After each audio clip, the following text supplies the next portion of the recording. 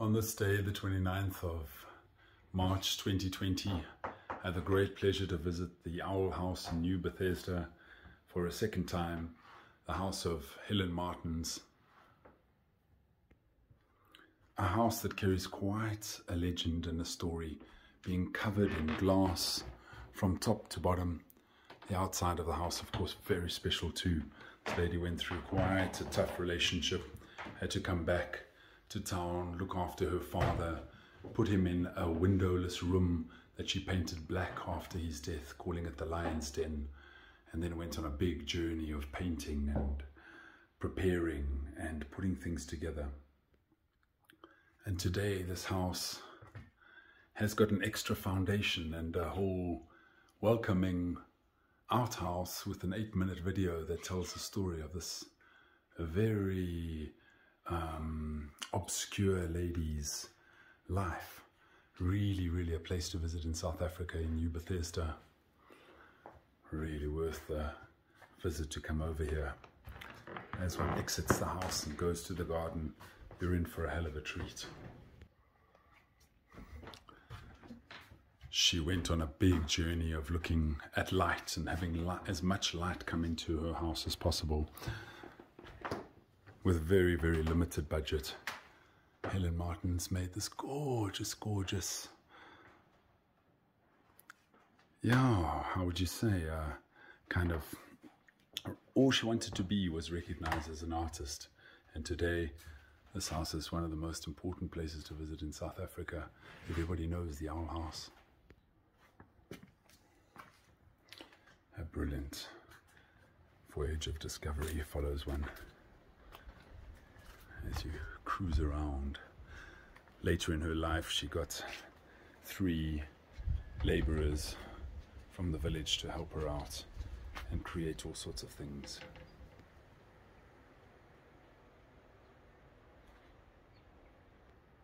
The famous owl house with many owls around, many other particularly interesting looking characters of all kinds, dotted here, there and everywhere.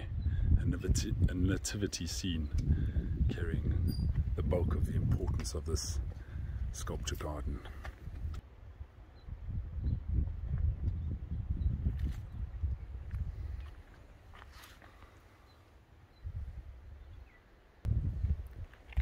Some particularly exquisite looks at the human form and some of these very simple cement creations, which is a medium very difficult to work with, carrying quite amazing expressions. And as one enters the sinister room, the Lion's Den, painted black, you arrive into this garden with arms unfolded and hands reaching out. Later in her life, she got quite ostracized by the locals. She had this arch made, and finally she had to put all sorts of mesh in front to stop people coming inside because they were giving her such a hard time. She even had this wire emblem made. This is my world. Yet many outreaching hands, sculptures looking towards the supposed welcoming entrance. Who knows what this lady was thinking when she was creating all of this? Pulling on the wire up onto the church steeple. And the lady kissing or biting onto the apple of the snake. All sorts of very strange and wonderful fantasies that were played out here. Her friends described her as a very passionate person who got extremely excited when discussing her next idea.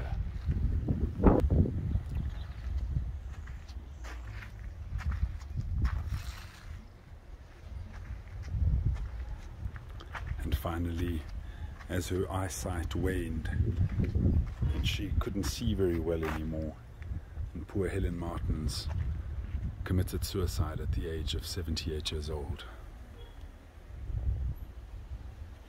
It's been a pleasure to show you guys around. My name's Stef.